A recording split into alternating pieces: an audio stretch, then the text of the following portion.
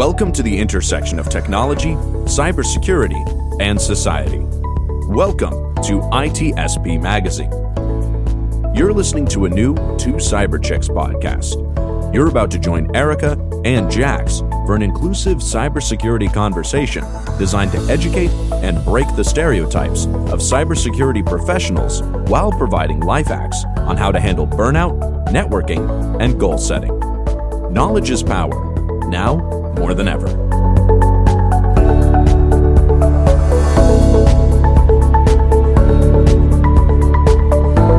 Hey fam, today's guest Nick Barker has one of the most diverse backgrounds, from a science camp teacher in the White Mountains of New Hampshire and over a decade as an aquatics manager for the University of Idaho, then to a variety of jobs in healthcare, and finally, here we are in the IT space.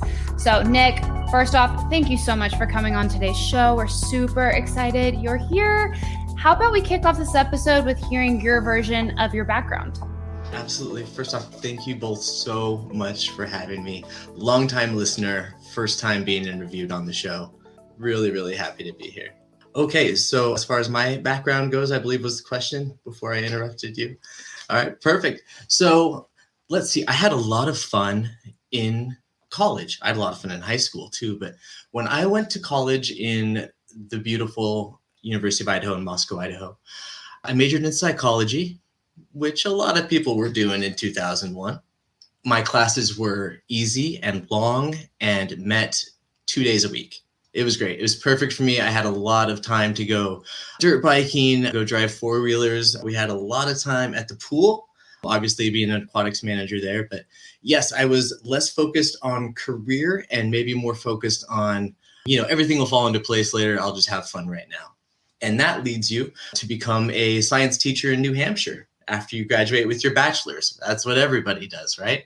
I had a really, really awesome opportunity to become a camp counselor, kind of a ritzy summer camp on the East Coast, something I had never experienced being on the West Coast, especially in Idaho. We don't have a lot of ritzy summer camps. It's just called hunting. Anyway, so I was a camp counselor there, met lots of wonderful people, lots of incredible kids that went off and did fantastic things. But what I really learned there is I learned how to get along with people that maybe I didn't, really hang out with in school or in college that much. I was a bit with a bunch of people that loved living in the woods and didn't really go to the city very much, and they loved it that way. It smelled of patchouli everywhere, which if you know what patchouli is, it's a wonderful smell. So I made lots of friends with lots of people from other backgrounds, and I really got into teaching. It was a science camp, and we could do whatever we wanted. I taught a class called Balls, where all we did was talk about the physics of balls. Yes, I had the kids all chanting, balls, balls, balls. Oh my gosh. So that was great. The teachers loved it because it's all in good scientific fun. And we did everything. We talked about physics. We had a campfire building class where we got to roast marshmallows. That was another really valuable thing I learned in this kind of silly teaching model, was that I really liked empowering people. I loved watching people overcome things that were bugging them. And that could be anything from, like I said, getting dirty or jumping into the pond or whatever, to maybe reaching out and talking to some other kids in the group that normally you wouldn't. I saw a lot of friendships start those weeks when we would have those kids, and it pulled at my heartstrings a little bit, made me feel good, made me happy to see people overcome that stuff and change if they wanted to. And so after that, it was a seasonal job, thank goodness, or I would have stayed forever. Then I got into dental. We had a friend that needed a dental assistant, a hygiene assistant, which is the very, very bottom of the dental assistant ladder. You are basically doing nothing but taking x-rays, and you're recording the little 232, the pockets around the teeth that the hygienists take. Also, the little 212s on the computer. There were no computers. It was all paper charts. So I had a pencil with blue on one end, red on the other, and depending on the number, I had to write it down. I gained a very valuable skill in dental assisting, which I was able to take with me and kind of build on that. And then I met my wife and moved to Portland, Oregon. So I was assisting in Portland, and I loved it. From dental assisting, I got to work for a periodontist, which, if you don't know, a periodontist is someone who specializes in gum surgery. So I got really into 3D printing surgical guides. it was really cool look into the design process. And I mean, they were basically working on the same problems that I was. They just, they're basically working on the same problems I were. They were just doing it, from a different angle, from a different side. And then, the light bulb turned on and I was like, I can do dental stuff like from anywhere if that's what I want. Like you can find a way. And at, in my late 30s, that was getting a little tough on the back, leaning over all the time. Things I loved, though, I loved that 99% of my coworkers were females because I really loved working with women. That just worked really well for me. It was a really nice, fun work environment. Everybody was really friendly. I really liked that. I loved when I got to work for female doctors. I just did. So that was something I had to adjust to when I went into IT because there's very few women. It's all guys. I had all guy coworkers, which was totally okay. But bonding it's different. You know what I mean? Or it's different with other people. I wasn't trying to go guys, girls there kind of thing. And so I had to adjust to that. And I also had to adjust to somebody else or lack of someone else making my schedule for me. I had kind of forgotten that that's how it worked. And all of a sudden I was just given objectives with no timeline. And I was like, yeah, wait a minute. Like, what do you mean? Like, when do I take lunch? They're like, whenever you want. And I was like, hold on here. Wait a minute. I got my first IT job was just opportunity and preparation. And I got lucky. I was living on LinkedIn. And I mean, living on LinkedIn. I had already gone to software design school at the very end of my dental career. I quit.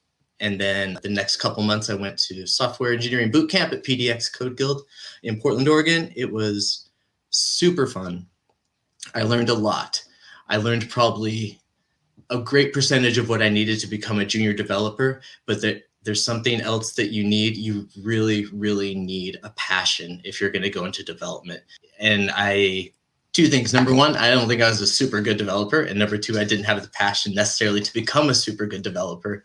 And I knew that because as soon as I got done with software engineering school, I tried to get jobs and I got some interviews, ultimately was turned down. Turns out they don't give out 6-figure jobs to boot camp graduates, but they do give out entry-level IT roles to boot camp graduates, which was me. A recruiter posted in Portland that they needed somebody to start in 2 days. Junior people, please message me. And I was like, he said junior people. No one ever says junior people, I need you. But yes, so quit my job in dental and started 2 days later in IT. Before I left dental, they offered me a $20,000 pay raise and offered for me to be the manager of all the dental assistants and train them and kind of like, which is really right in line with everything I wanted, right? It was dental and it was teaching people to overcome things and it was watching people grow.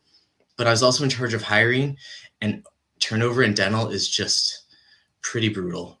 And I was kind of looking forward and I was like, I can spend a lot of time hiring other people for what they want to do, or I can, kind of put myself first and do something for me. And so I switched careers because I knew the ceiling was a lot higher in tech and got my first IT job. And I was blessed with a teammate named Zach who had his Sec Plus, his Net Plus, and his A Plus. He was in the Air Force.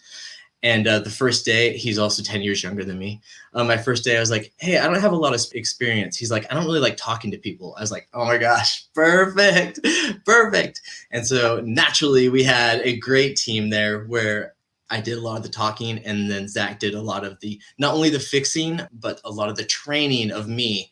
He was so important to my foundation and actually ended up being my reference at my first job I got after our contract ended.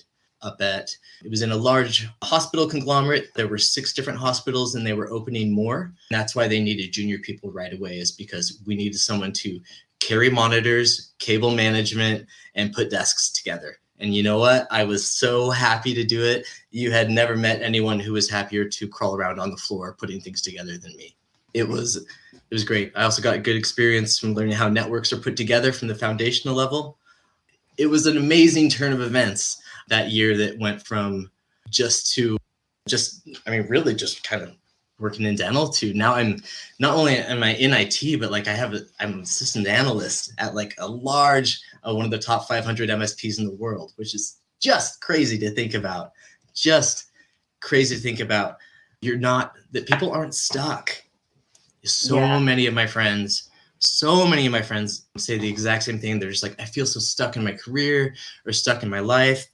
And everyone has different limitations or different obstacles that they're trying to overcome to, better yourself or your education or anything like that. But really, it turns out to like, what can you do between 5 o'clock and 9 o'clock at night every night? Like, if you can just a little bit every night, if you can do that, even if it's just, networking's important. You can't get away from it. Everybody gives the same advice. You got to network with it. You got to do it. And you're not stuck. You just have to talk to people that do what you want to do. And you got to copy them, basically. I mean, take the people that, when I see Jax and I see Erica on here, I'm digging around in their LinkedIn's trying to see what their experience is, trying to copy it as best I can. Shout out to Josh Mason, who really helped direct me to Neil Bridges in the cyber insecurity community. That was a really big help in finding somebody who matched my enthusiasm for cybersecurity. And Neil, love that guy a lot. He did a lot of things, including, when somebody who's big time reaches out to you personally, it makes you feel so good. And he let me know that I belong, which was, just invaluable at the time. You never know early on in your career when somebody can do that for you and help you out. And then through him, I met Jerry, and then at Jerry, Outpost Gray with Jax. And here we are. And then 2 cyber chicks. Yeah, 2 cyber chicks. Neil is a very good friend of mine. Definitely one of those people that he's the reason I have Outpost Gray and the YouTube channel. So I love that. I love all the shout outs, know everybody. And it is a small community and we overlap a lot. Outpost Gray and Simply Cyber and Neil's cyber insecurity. So it's just awesome. And it's so nice to have you part of this community as well, because I can already tell by your sharing your story is one thing that you mentioned is you really like to empower people and you're very passionate about that. And I love that about this industry because it wasn't always like that. When I started, back in 2008, it was, like you said, very male dominated, which it still is, but there are definitely more women, hence 2 cyber chicks. And we're still bringing that diversity in. We're still seeing that change. And people like yourself that are coming in, that are breaking in. And you mentioned this briefly through your intro and talking about, you're in your mid to late 30s and you did a pivot. And that's a really scary time for a lot of people to be like, all right, I've done this for so long. I'm going to get $20,000 raise and I could be put into a leadership role. But you made the conscious decision to pivot and you are working at one of the largest MSPs, which that's what I want to talk about that a little bit more and talk about you spending time when you entered, you raised your hand to be that desktop support engineer, to do anything and everything, move the monitors, lay the cables. I used to do that as well. So I can completely relate to that very blue collar job. But it is when you're doing that, you're meeting with a lot of people in the industry or in the organization because you're helping them set up their computers. You're meeting with the executives. You know who these people are. You're getting FaceTime. And then from that, you transition to being now a system analyst. So something we like to do here on the show is we like to discuss different roles and really highlight the different roles in these spaces. So the individuals that are listening can kind of understand, and especially individuals that might be trying to break into like, what is a system analyst? So I have a 2-part question for you. The first one is for you to just give us a high level overview of what your day-to-day looks like, just super high level. And then what motivated you to move into becoming a system analyst from that desktop support engineer? Absolutely. Day-to-day, tickets everywhere. Not in a bad way. Many tickets are different, but this one is mine. I get up, roll out of bed at 8:59 for my 9 a.m. start. No, I'm joking. I get up earlier than that. But remote work is pretty sweet. It's pretty sweet. Get up, check Teams. Basically, it's a series of 3 meetings and a lot of ticket time between them. And what do I mean by that? Meetings usually take place on Teams between however many support techs we have on. We don't necessarily have level 1, level 2, level 3s. It's mostly we have our support techs, then we have our system analysts, and then we have our senior system analysts. The support techs are the ones who are taking in a lot of the calls, but they're definitely not the only ones. At a smaller MSP like ours, we got purchased by a larger MSP. So how that works is basically we're kind of in an in-between phase, if you will. I know there's a better name for that and I'll think of it, where we are kind of having our roles rewritten a little bit. So things are kind of a little bit changing, if you will. After we get up and have our first meeting talking about, we have over 110 clients. So you can't review every client all the time. It can also be kind of a hurdle to really get to form relationships with people, because you might talk to somebody once and then you might not talk to them again for 8 months. You know what I mean? But man, if you document really well, you're going to be able to pull out things from that conversation you had 8 months ago, and you're just going to crush it. So back to the day-to-day. As tickets come in, they come in through the phone, they come in through email, they can come in through a multitude of ways. Sometimes we have our customer success managers who kind of each of them oversee 30 or 40 clients. They can put requests into us directly as well. And then we just kind of work through those top to bottom as they come in. Some have higher priority and some, have a lower priority. And what do I mean by that is if somebody calls from a medical office and all their servers are down, that's going to get more priority than, Betty Joe's password reset, unfortunately for Betty Joe or Mickey Clark or whatever their name is. Triaging is so, I cannot rant. Knowing when to triage, when to send something up is if you can do that, then you are an all-star. That is something that you really need to get or develop a grasp on it as quickly as you can, because there are two feelings on opposite ends. You escalate something that you don't need to, and the more senior tech's like, dude, you didn't need to escalate this, which you feel kind of silly, but that's okay if you feel kind of silly. The other one is you don't escalate something, and then the customer calls back, and they're like, why didn't you escalate it? And you're like, I thought I could handle it, and I couldn't, and I didn't, and I'm sorry. You try to avoid that as much as possible. So triaging tickets as they come in, I might handle, I'll handle over 100 tickets a day, just necessarily getting them where they need to be routed to the correct people, or combining tickets that come in that need to be. It seems like a lot of admin work, but I don't want to frame it that way, because all the time while I'm doing this admin work, I'm talking on the phone to clients, to people, creating tickets, closing tickets, and making sure that they are happy with the service is the other thing. We just started where we have another phone call in our workflow, which has been kind of difficult to adjust to, but we've experienced really incredible metrics from our clients with it, which is great. You can't beat that. The extra phone call can be hard to fit in, but yes, your documentation will save you. Documentation and triage, those are the two big ones that I do, I'd say, over and over every day.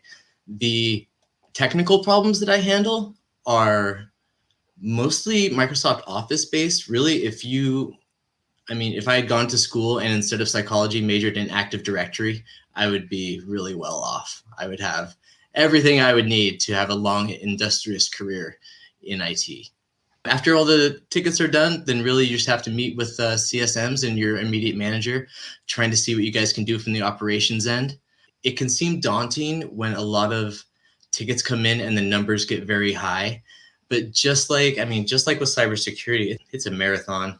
It's not a sprint. It's a marathon. You just got to slow and steady and plug away, and magically the tickets go away and everybody's happy and everybody wins.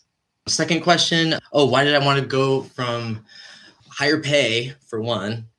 Great reason to become a system analyst. A little more job opportunity at the next level up, of course. Also, I found that I really liked helping out, because at our office, the system analyst kind of functions a little bit as a success engineer, or, basically what we do is we help find solutions for the clients. As a support tech or a level 1, you're just, doing the low level stuff. Basically Microsoft Office problems, reset passwords, my second display turned off, I spilled water on my computer, is that bad?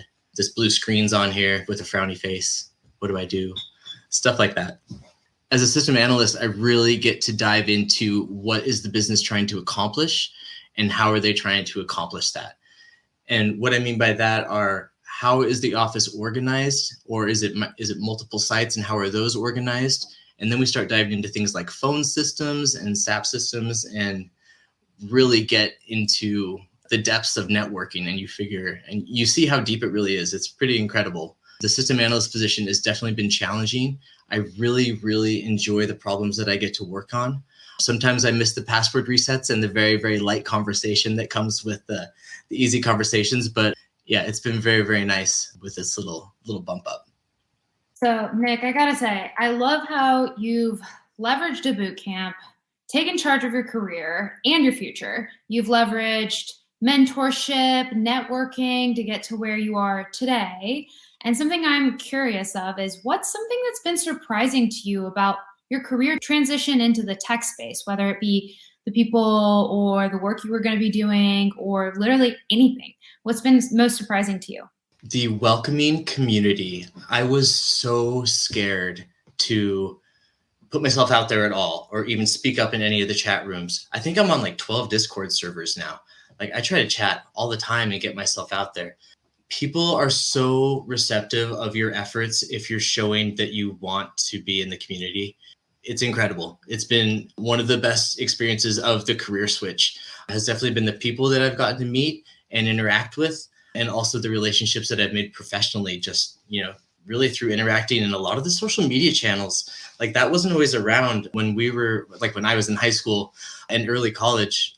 Y2K had just happened. Like that had just happened the year before. So like we weren't really thinking about, learning how to write in Python or anything like that back then. That was a billion miles away. But then fast forward 20 years and everybody's doing this stuff.